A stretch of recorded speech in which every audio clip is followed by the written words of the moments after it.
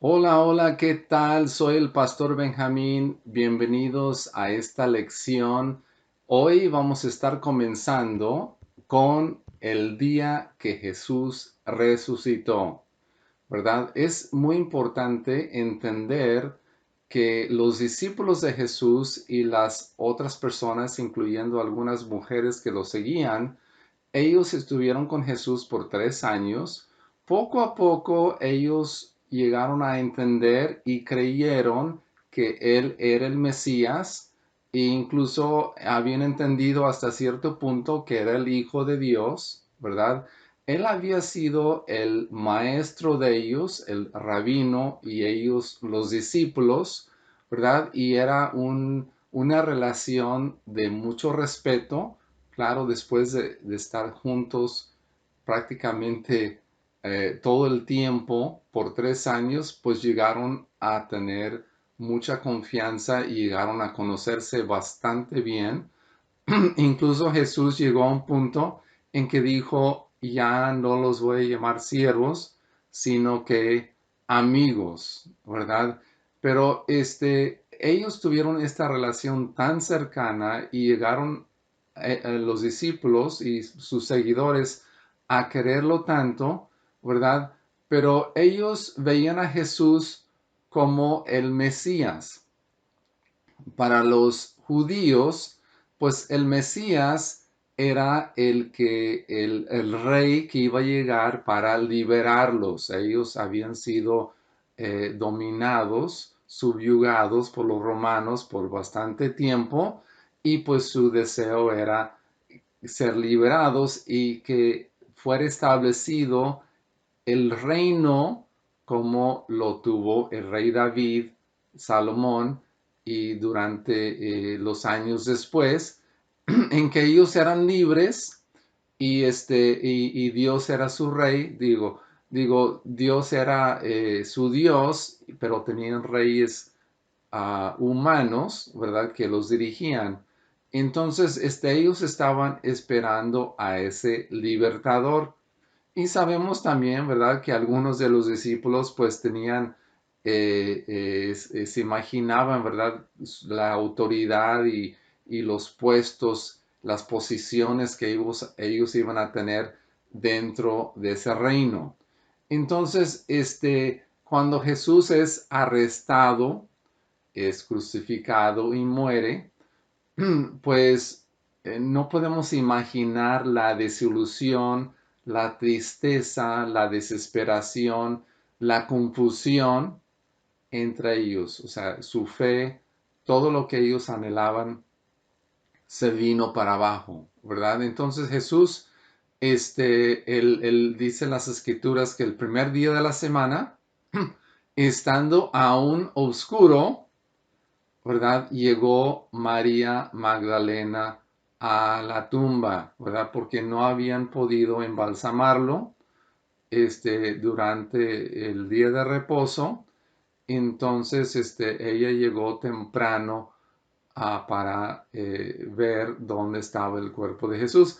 Pues por su sorpresa, ¿verdad? Encuentra que el cuerpo no está ahí, se encuentra con dos ángeles y en eso que ella está dialogando con los ángeles, se acerca un hombre, resulta ser Jesús resucitado. Ella por su tristeza y me imagino llorando y estando todavía oscuro, pues no se da cuenta quién es él, ¿verdad? Entonces vamos a comenzar leyendo en el Evangelio de Juan el capítulo 20 y el verso 16. Aquí es el diálogo, continuamos con el diálogo entre Jesús y María Magdalena. Dice, Jesús le dijo, María. Ella volviéndose le dijo en hebreo, Raboni, que quiere decir maestro. Jesús le dijo, suéltame porque todavía no he subido al Padre, pero ve a mis hermanos y diles, subo a mi Padre y a vuestro Padre, a mi Dios y a vuestro Dios. Qué bonitas palabras, qué sorpresa de parte de María Magdalena, ¿verdad? Al encontrarse con Jesús ahí, pero quiero que nos fijemos bien en lo que Jesús le dice. Son palabras muy bonitas, pareciera ser un saludo, le está diciendo lo que debe de hacer, pero fíjense que durante estos años que ellos estuvieron juntos, que Jesús estuvo con sus discípulos y también las mujeres que los seguían, ¿verdad? Ellos eran los discípulos, eran siervos, eran aprendices, incluso llegaron a ser amigos, pero nunca antes Jesús los había llamado hermanos, ¿verdad? Y luego Jesús dice cómo es que son hermanos. Dice, subo a mi Padre y vuestro Padre. O sea, mi Padre es ahora tu Padre, ¿verdad? Y mi Dios es vuestro Dios. Esto es algo revolucionario, porque antes de la muerte y resurrección de Jesucristo, ¿verdad? Los creyentes, todos los creyentes, los héroes de la fe, que llamamos los personajes famosos que conocemos de todo el Antiguo Testamento, la historia de Israel, ¿verdad? No se consideraban a sí mismos como hijos de Dios, ¿verdad? Dice que Abraham llegó a ser considerado como el amigo de Dios, ¿verdad? Pero no es lo mismo, no es lo mismo ser siervo de Dios, amigo de Dios, a ser hijo de Dios. Entonces, esta lección es parte de una serie de lecciones que hemos titulado Mi identidad, soy un hijo de Dios, porque muchas veces lo sabemos, pero no lo hemos entendido bien y realmente no ha transformado nuestra mente como debe de ser, ¿verdad? Lo decimos, pero no lo hemos realmente creído y no lo hemos realmente entendido. Entonces, vamos a estar dando estas lecciones, ¿verdad? En cuanto a mi identidad como hijo de Dios. Ah, hoy, esta lección, vamos a estar enfocados en que soy procreado por Dios, ¿verdad? Y vamos a estar viendo qué significa ser procreado por Dios, ¿verdad? Ahora, en lo natural, en lo físico, ¿verdad? Cuando un niño nace, un bebé nace, se le otorga un certificado de nacimiento, ¿verdad? Ese certificado de nacimiento representa y explica cuál es su identidad, ¿verdad? No hay dos personas en el mundo, creo, con dos certificados iguales, ¿verdad? Y con la misma identidad, ¿verdad? Entonces, ese certificado que explica y dice cuál es la identidad de ese nuevo ser, ¿verdad? Dice quién es su papá, cómo se llama, cuál es su apellido, ¿verdad? Muchas veces la raza del papá, la nacionalidad, ¿verdad? Y de igual manera la mamá, el nombre de la mamá, el nombre completo, su apellido, ¿verdad? Esa parte de la identidad de ese nuevo bebé, ¿verdad? También dice su sexo, si es masculino o femenino. Esa es una gran parte muy importante en cuanto a la formación de la identidad de esa persona, ¿verdad? Si es varón o si es hembra, ¿verdad? También la nacionalidad, ¿verdad? Dependiendo de en qué país nació, ¿verdad? Entonces, eh, eh, el acta dice en dónde nació, no tan solo el país, sino que el estado y la ciudad, ¿verdad? Muchas veces ponen ahí si es blanco o moreno o dependiendo del país, ponen algo ahí en cuanto a la raza, ¿verdad? De ese nuevo bebé, ¿verdad? O de sus padres, ¿verdad? Y también su fecha de nacimiento, ¿verdad? Entonces, este bebé va creciendo, ¿verdad? Va conociendo a su mamá, a su papá, si tiene hermanos, tíos, abuelos, etcétera, ¿verdad? Y a través de los meses y los años, ¿verdad? Esa identidad se va formando. Y su identidad está muy, muy ligado a todos estos factores, ¿verdad? Principalmente quiénes son sus padres y la familia inmediata y la familia extendida en el cual nació y su nacionalidad, ¿verdad? El pueblo, costumbres, cultura, todas esas cosas que incluyen música, etcétera. Todo eso forma parte de su identidad.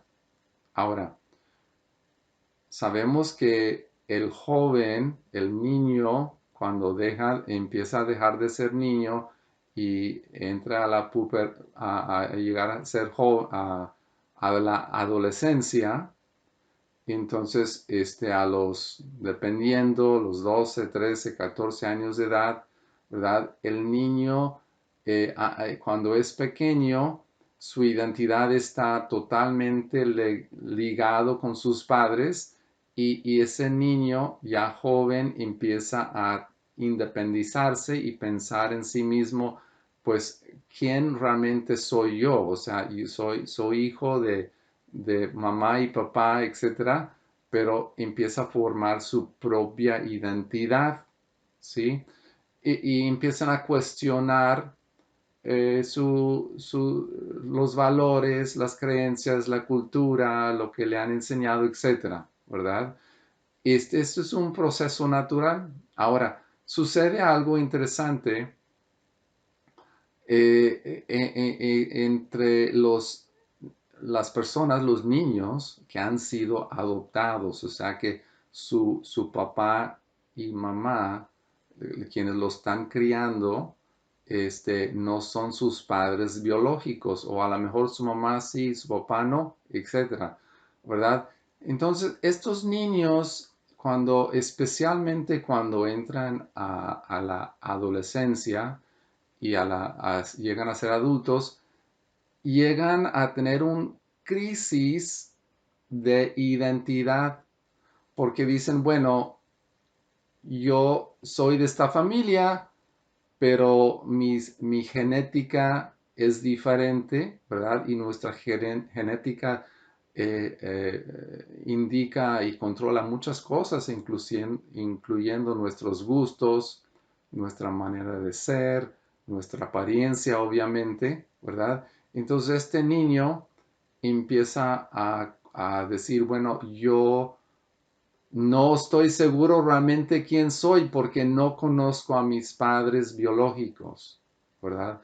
Y para algunos niños no es tanto problema y algunos es muy problemático, ¿verdad? Y causa problemas a través de toda su vida, ¿verdad?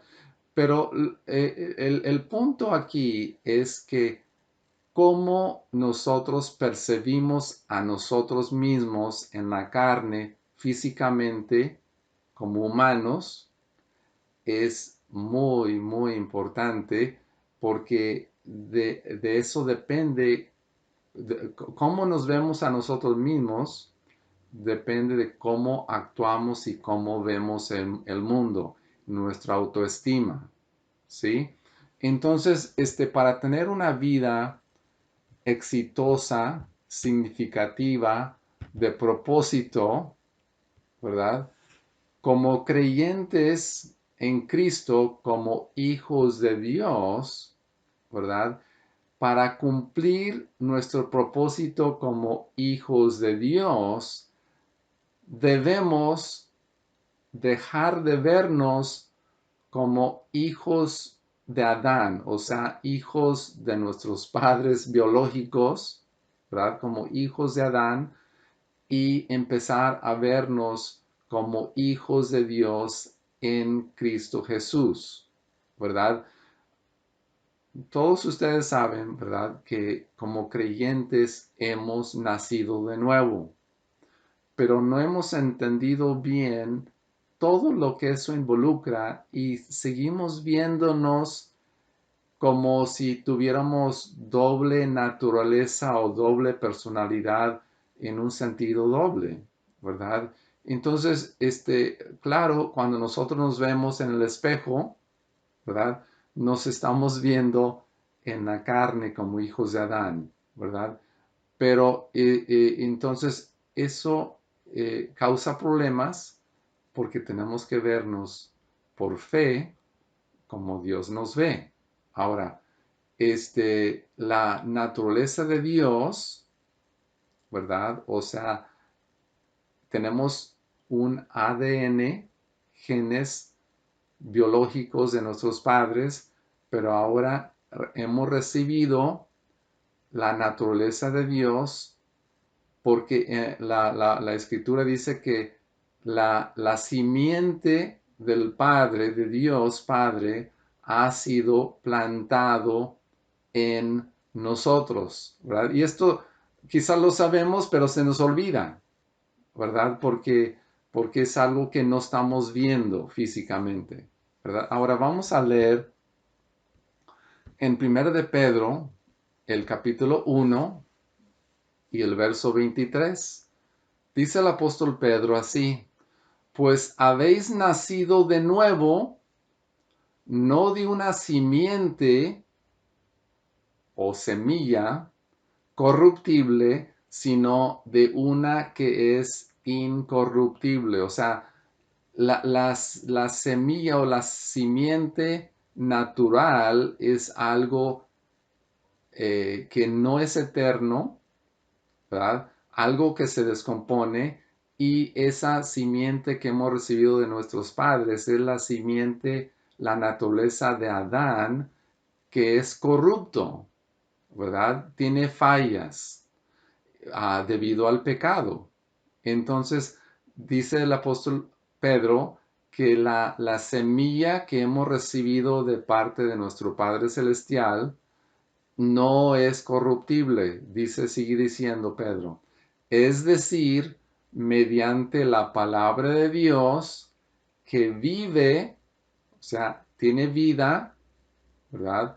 Eso es una vida de vida de Dios, vida eterna, y permanece, o sea, no se acaba, no se corrompe, ¿verdad? Ahora, también el apóstol Juan, en el Evangelio de Juan,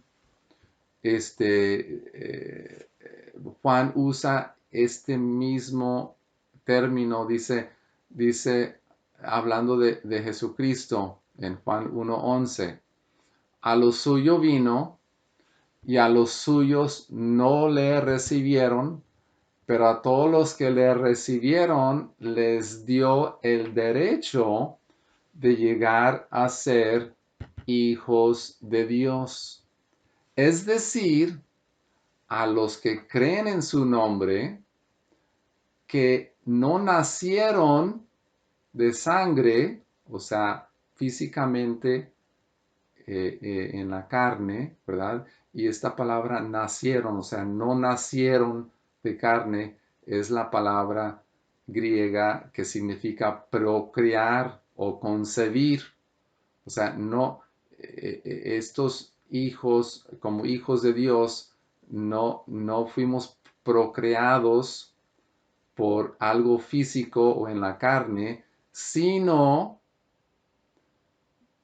por la y no por la voluntad de la carne, sino de la o voluntad de hombre, sino de Dios. O sea, no fue porque alguien, un hombre y una mujer quisieron, sino que nacimos de nuevo en Dios porque Dios quiso, ¿verdad? Entonces, el verso 14 dice, y el verbo, o sea, Cristo, se hizo carne y habitó entre nosotros y vimos su gloria, gloria como el unigénito del Padre, lleno de gracia y verdad, ¿verdad? Esto es algo muy importante que tenemos que entender, que nacimos por voluntad del Padre. Ahora, habiendo sido engendrados por Él, recibimos su naturaleza y vamos a leer ahora en 2 de Pedro, el capítulo 1 y el verso 3. Dice así, pues su divino poder nos ha concedido todo cuanto concierne a la vida y a la piedad. Esta vida es vida de Dios, ¿verdad? Y la piedad, o sea, lo referente a lo divino, mediante el verdadero conocimiento de aquel que nos llamó por su gloria y excelencia, por medio de los cuales nos ha concedido sus preciosas y maravillosas promesas, a fin de que por ellas llegáis a ser partícipes de la naturaleza divina, ¿verdad? Esto no lo hemos entendido bien, ¿verdad? Que hemos llegado a participar de la naturaleza divina porque hemos sido engendrados por el Padre. Dice, habiendo escapado de la corrupción que hay en el mundo por causa de la concupiscencia. O sea, nosotros no pertenecemos al sistema de este mundo como hijos de Adán, sino que hemos recibido una vida y naturaleza nueva. Ahora, esto de tener la naturaleza de Dios, ¿verdad? En el Nuevo Testamento, en el griego, ¿verdad? Se mencionan dos tipos de vida, ¿verdad? Uno es la vida que ya mencionamos, que es en el griego zoe, y esta vida es una vida, la vida de Dios, la vida del Espíritu, la vida que nos da Dios, el soplo de Dios en el ser humano, ¿verdad? Y un ejemplo de esta palabra, esta palabra vida, se encuentra en Juan 6:63, donde dice, el Espíritu es el que da vida, la carne para nada aprovecha. Las palabras que yo os he hablado son espíritu y son vida. Esa es la vida Zoe, la vida de Dios, ¿verdad? Y el otro tipo de vida es bios, que de ahí viene la palabra, por ejemplo, biología, que se trata de vida natural, ¿verdad? La vida biológica, ¿verdad? Entonces nosotros tenemos vida en nuestro cuerpo, ¿verdad? Pero como habiendo nacido de nuevo y habiendo recibido esta simiente, siendo hijos de Dios, y la simiente de Dios, la naturaleza de Dios, tenemos esa vida Zoe, que es la vida de Dios. Ahora Pablo, un verso que probablemente lo han escuchado muchas veces, ¿verdad? Pero explica muy bien lo que estamos diciendo. Es en Gálatas 2 y el verso 20, donde Pablo dice, con Cristo he sido crucificado. O sea, lo que fue crucificado fue el hombre viejo, mi identidad como hijo de Adán, dice, ya no soy yo, o sea, el Benjamín que nació de papá y mamá, ¿verdad? Y que no, ese yo del cual está descrito en mi acta de nacimiento, ¿verdad? Ese Benjamín ya no vive porque yo morí con Cristo, ¿verdad?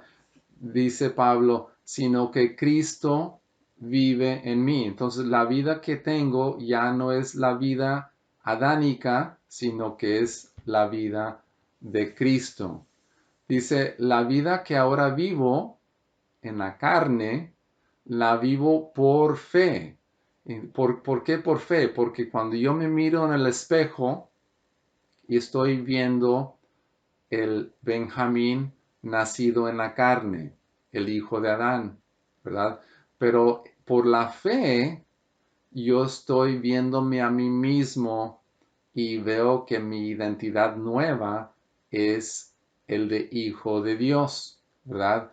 Porque yo estoy en el Hijo, sigue diciendo Pablo, el cual me amó y se entregó a sí mismo por mí, ¿verdad? Vamos a ver otro pasaje bíblico bastante conocido, también de Pablo, pero quisiera que lo vieran quizás de un poquito diferente. Ah, estos versos yo los conocí desde niño, pero apenas hace unos años creo que empecé a entenderlo mejor, ¿verdad? En 2 de Corintios, el capítulo 5, el verso 14, ¿verdad? En adelante hasta el 17, dice el apóstol Pablo, pues el amor de Cristo nos apremia habiendo llegado a esta conclusión,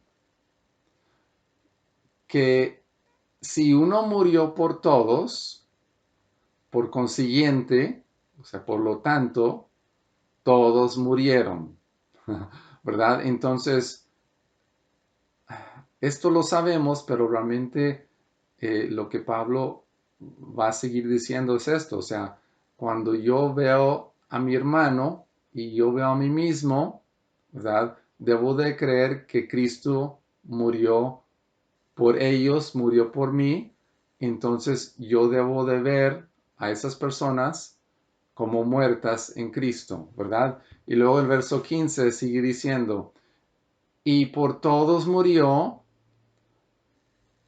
para que los que vivan, ¿verdad? Ya no vivan para sí, o sea, sino que para aquel que murió y resucitó por ellos. Entonces, mi perspectiva, mi vista debe de ser no en lo natural, sino por fe, porque si Cristo murió por todos, todos aquellos que creen, entonces todos ellos murieron en Adán, o sea, el Adán murió, murieron a su carne y la vida que ahora tienen es la vida de Cristo y su identidad ahora es el de Hijo de Dios, ¿verdad? Entonces sigue diciendo el apóstol Pablo en el verso 16. Dice, de manera que nosotros de ahora en adelante, o sea, al reconocer esta verdad, de ahora en adelante ya no conocemos a nadie según la carne, y yo quisiera decir, ni a mí mismo, ¿verdad? Ni a mi hermano, ni a mí mismo, ya no conocemos a nadie según la carne, aunque hemos conocido a Cristo según la carne, sin embargo, ahora ya no lo conocemos así. Entonces, los discípulos conocieron a Jesús de Nazaret, ¿verdad? Anduvieron con él, ¿verdad? Pero ahora deberían de verlo como el Cristo resucitado, como el Señor, como el vencedor, ¿verdad? No con sus limitaciones que tenía cuando anduvo en la tierra antes de su muerte y resurrección, ¿verdad? Entonces, ahora el famoso verso 17, de modo que si alguno está en Cristo, nueva criatura, y algunas versiones dicen nueva creación. Nueva criatura es las cosas viejas. O sea, ¿qué cosas viejas? Pues todo el pasado, esa identidad como hijo de mis padres, hijo de Adán, hijo en la carne, ¿verdad? Todas las cosas viejas pasaron, he aquí, todas son hechas nuevas. Entonces, Pablo aquí está diciendo que somos una nueva creación porque hemos nacido de nuevo y tenemos que vernos como nuevas criaturas en Cristo. Ahora, hay otro pasaje interesante en cuanto a Pablo y cómo Pablo veía a sí mismo, ¿verdad? Y cuando Pablo consideraba a sí mismo en la carne, o sea, en su vida natural, como hijo de sus padres, ¿verdad? ¿Qué pensaba de sí mismo en cuanto a su carne? En Filipenses, el capítulo 3 y el verso 4, ¿verdad? Pablo había recibido una herencia muy buena, ¿verdad?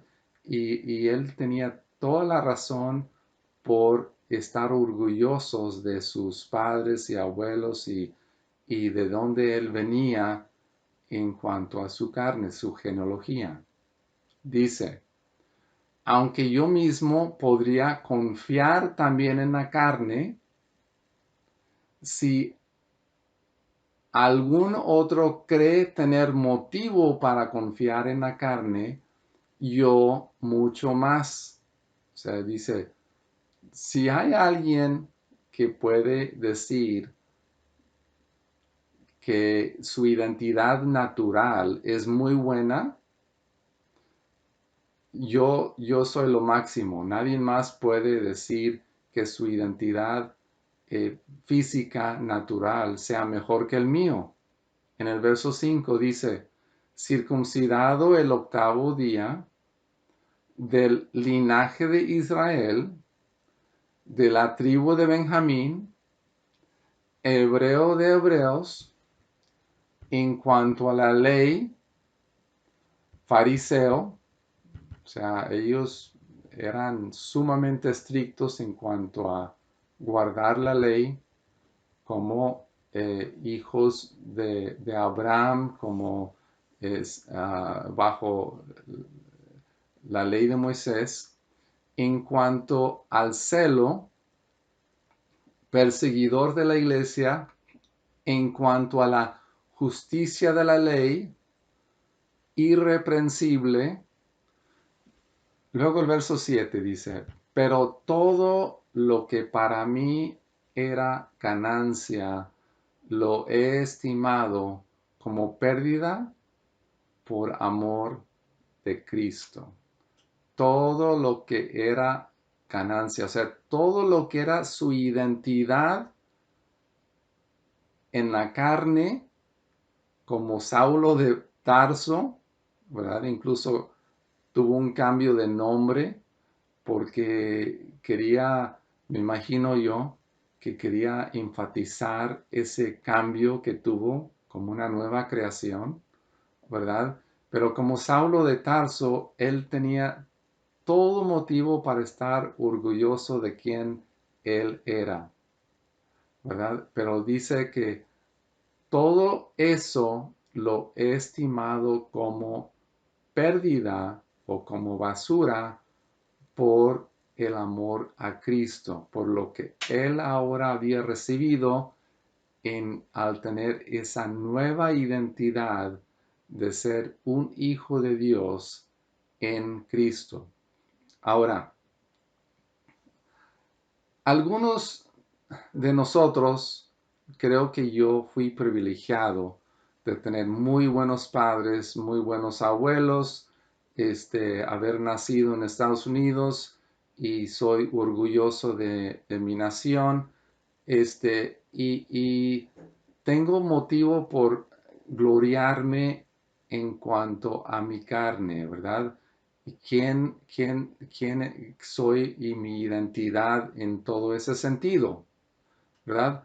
Ahora, aún yo tengo que dejar de confiar en eso y realmente empezar a verme como un hijo de Dios y confiar totalmente en la gracia de Dios.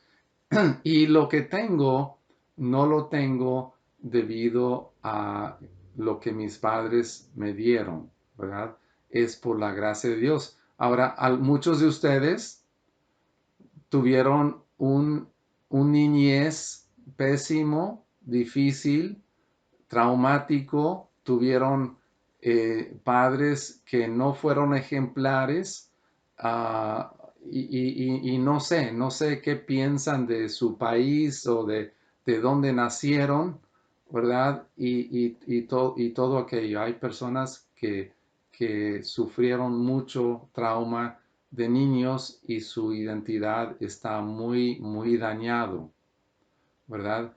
No importa cuál haya sido su identidad en la carne, ¿verdad?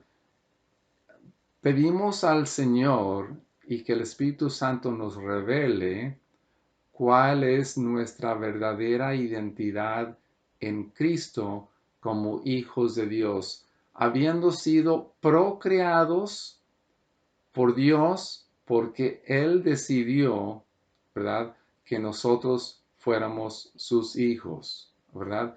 Entonces tenemos que transformar nuestra manera de pensar y vernos como Dios nos ve, no dependiendo y de lo que otros nos dicen de nosotros o de lo que vemos en el espejo, ¿verdad? A veces nos han dicho que somos malos, ignorantes, tontos, tercos, qué sé yo, ¿verdad? Pero ¿qué es realmente lo que Dios dice de mí como su hijo, ¿verdad? Y no depender de nuestros sentidos naturales, lo que vemos, escuchamos, palpamos, ¿verdad?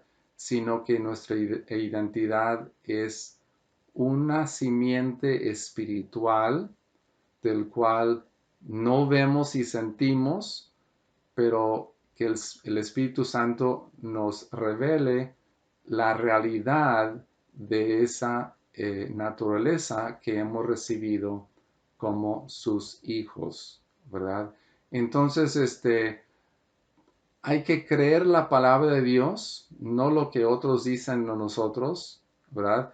De que estamos en Cristo y que Dios se complace en nosotros, ¿verdad? Entonces, nosotros como hijos de Adán, eso pasó, eso murió, ¿verdad? Y ahora somos hijos de Dios, ¿verdad? Pido que el Señor nos ayude a entender de una manera más completa estas verdades y sigan con nosotros en esta serie de lo que significa el ser un hijo de Dios y todo lo que hemos recibido en Cristo. El Señor les sigue bendiciendo. Hasta la próxima.